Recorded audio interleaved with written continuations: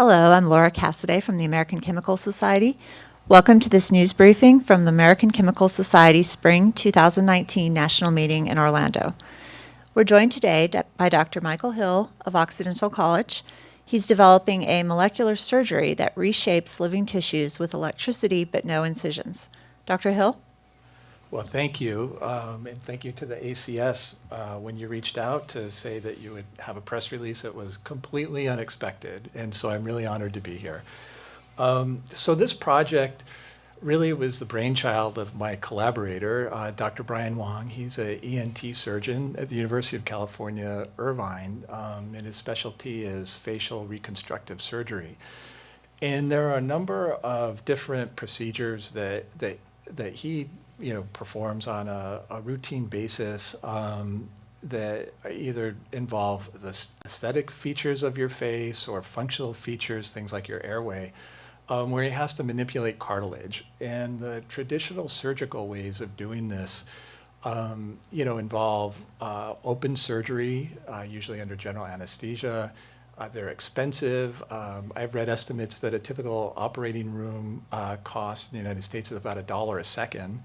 And they create a lot of tissue trauma, and there's a long recovery period for the patient. And so he had been interested for many years in developing less invasive techniques, and he and his group pioneered thermal reforming. And so the idea is simple. You would use an infrared laser, shine it on the tissue, heat it up, it softens, and then you could reform it, remold it. And during the course of that work, he had a resident or a grad student, I can't remember, but one of them had the brilliant idea that maybe you could pass current through the tissue and change its temperature by thermal resistance.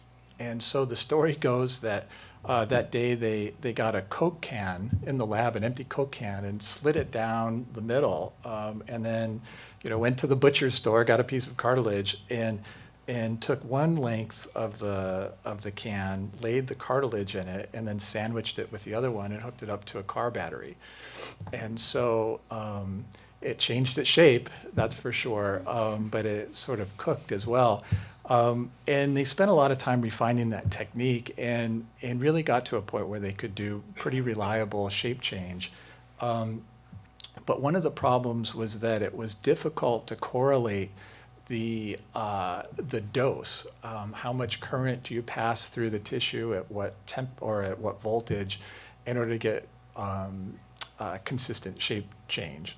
And so that's when they contacted my group to get a molecular perspective, thinking that if they can figure out how this works on the molecular level, then we could control it a little bit better.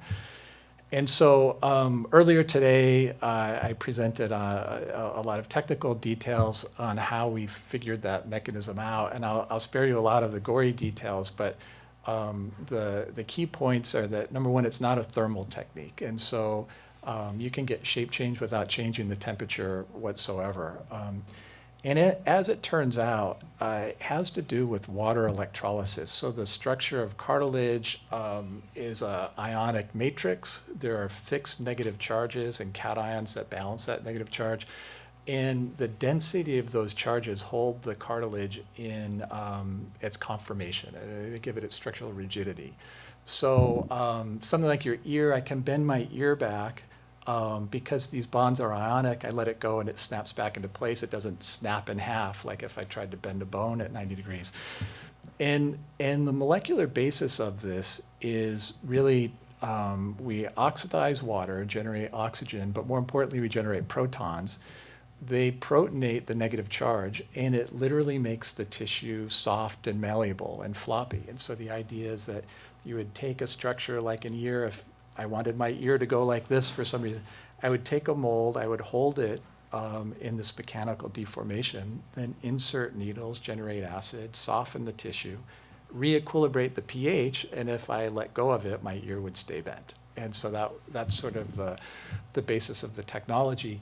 And there's a couple of videos here, just people have been asking how this would operate. So you can see Sorry. Oops, you can see a rabbit, and so you have the rabbit, and let's say you wanted to put a 90-degree bend in its ear. So you can create a mold to hold it in place. You insert the needles and treat it. It takes about 2 minutes or so, and then you're left with an ear that its geometry is different, but mechanically it looks indistinguishable from where you started.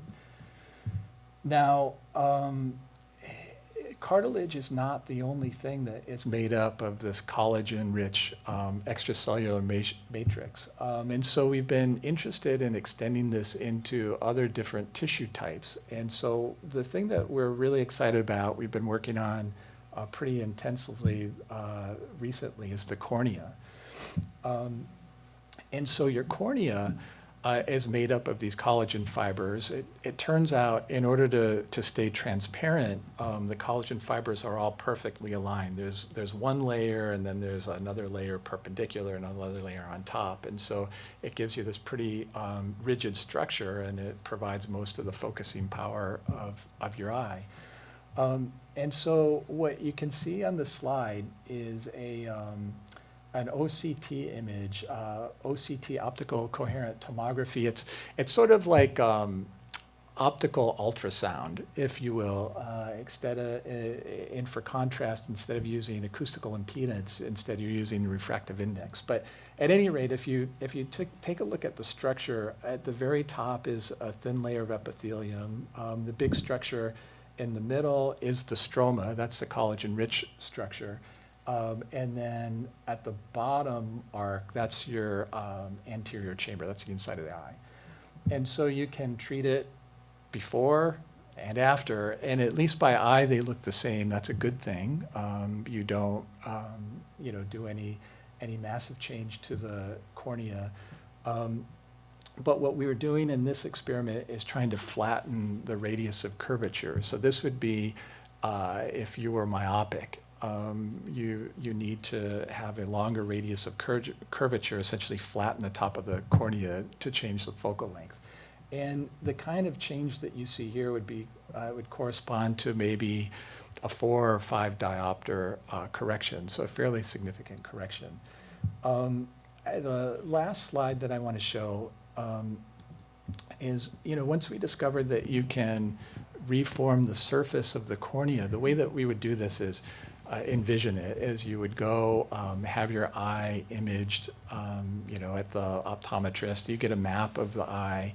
From that, you can calculate the refractive correction, and then we would 3D print out a custom contact lens that has the right curvature. And so once we discovered that you can really conform the surface of the cornea to this contact lens, we became interested in maybe pushing it to do some fancier experiments. And so what you see here is a multifocal correction. And so in the center part of the image, we've flattened the cornea. So this would be a part where you would see for long distance. And then on the sides, there's a ring of a much more concave focal length. And that would be for seeing up close. And so the idea is it would be sort of your built-in reading glasses. And so if you take a look at the 2D image, you can see on the sides those two little humps that corresponds to the curve, to the ring, and then the center part is the flat part for distance. In short, what we're really excited about is just the idea of taking a native biological tissue, transiently changing its physical properties, so then we can change its geometry, but it's really a transient effect. We're not ablating tissue, we're not cutting tissue, and so after the treatment is done, it returns essentially to its native configuration. And so I'm happy to answer any questions that any of you may have. Thank you, Dr. Hill. Please state your name and affiliation before asking your question. So it's Kath O'Driscoll from Chemistry and Industry magazine. With the contact lens application, how long does that effect last then, the sort of correction of myopia, or you said you could do it for a long sight as well? Right. That's a great question. So we're really early on in this stage. So we've only done it ex vivo. So we've only done it on eyeballs that we've harvested from rabbits. So I can't answer the question. Obviously that's a key one. We're hopeful that it's a long-term correction. Certainly, there's in vivo studies with the cartilage that shows that the shape is persistent. Sometimes you do get a little bit of shape recidivism, and so it may be that one would need to be treated more than once or overcorrected. But anyway, that's what we know. But there is a possibility that it could be sort of more permanent then? For Well, the that would be eyeball? our hope. Oh, okay. And what about the cost of this treatment compared with conventional procedures, and also the electricity? I was just going to ask about the voltage as well. What sort of currents you apply? Sure. Okay, so as far as if we go back to cartilage, the estimate that I've heard is the direct cost of, say, a septoplasty is somewhere around $10,000. If you compare that to a typical office procedure, it may be a few hundred. So there's a pretty substantial or cost savings. And mostly, you don't have to pay operating room costs. You don't have general anesthesia. As far as cornea correction goes, the standard is LASIK. And so one would be able to replace femtosecond lasers with essentially pretty cheap nonlinear electrical circuits. And so we use a potentiostat, galvanostat to carry this out, but the components of those are pretty cheap. So literally tens of dollars for the nonlinear components. And I also wondered, with the cartilage, do you need to physically manipulate it? Because I know a lot of people have had a knee injury myself recently, and thankfully the cartilage wasn't damaged, but I know that is a very common injury, and because it's inaccessible, they have to resort to surgery. I'm just wondering, is there any way to repair the cartilage using this technique without manipulating? Repair, I'm not so sure, but this technique is really designed to remold it. And so, for example, years ago I had a deviated septum surgery, and so the way that they do this is they go up through your nose and they pulverize the septum, and then they put splints up to hold it in place. And a couple of weeks later, you go and you have the splints taken out, and it's worse than it sounds, I can promise you. And so, in this technique, what it really relies on is you put the tissue in a mechanical strain. So if this were available, what one would do is image your septum, so it's got a bend in it, and so you could essentially on a computer screen straighten it, and once you straighten it, then you can map out where the internal stress in the tissue would be. That would guide your needle placements, and so you'd insert the needles into those locations, and then you would do the treatment, relieve that strain, and when you pull it out, then the tissue would stay reformed. But it does rely on direct contact, and it's a electromechanical reshaping. So you mechanically strain the tissue, and then you relieve the internal stress. Okay, thank you. Perel Buslik, ACS. Since this is virtually non-invasive, I don't consider sticking needles into things non-invasive because, well, anyway, when it's virtually non-invasive, the post-operative, well, I suppose that's what you'd call it, infection problems would be overcome by a technique like this, wouldn't it? That would be our hope, absolutely. That's the question.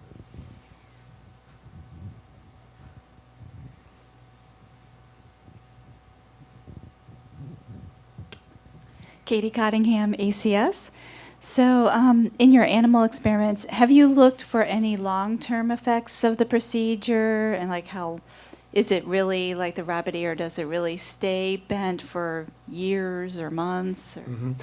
So there's a couple of things to say about that. So there are long-term animal studies that Brian and his group carried out, really using the previous iteration of this process. So in the initial days, what you would do is actually stick 2 banks of electrodes in the tissue and just apply a current with a power supply, a direct current. And those are not the optimized. We now know the chemistry that dictates this, and so we can do it without inducing as much tissue damage. But even in those experiments, if I am remembering this right, I think the longest survival study was maybe 3 months, and the ear was permanently shaped at that point. So we believe it to be permanent. And you mentioned, not as much cellular damage. So how much damage does it cause when you're doing this remodeling? Right. And so if you do all of the tricks that we've discovered, so you carefully control the potential that you apply, you oxidize water selectively to dye oxygen, and the only byproduct is protons. You don't just turn the current on and start generating a flow of protons. We pulse it. And so if you use all the tricks that we've developed, you can actually do a live dead assay of the tissue. So you can stain the tissue with a dye that will fluoresce green if the cell is living. It fluoresces red if it's dead. And what we can show is that the only red that you get is really right at the needle insertion sites. And so it's just some trauma from the needle incision, and we would presume that those would be healed through natural healing processes.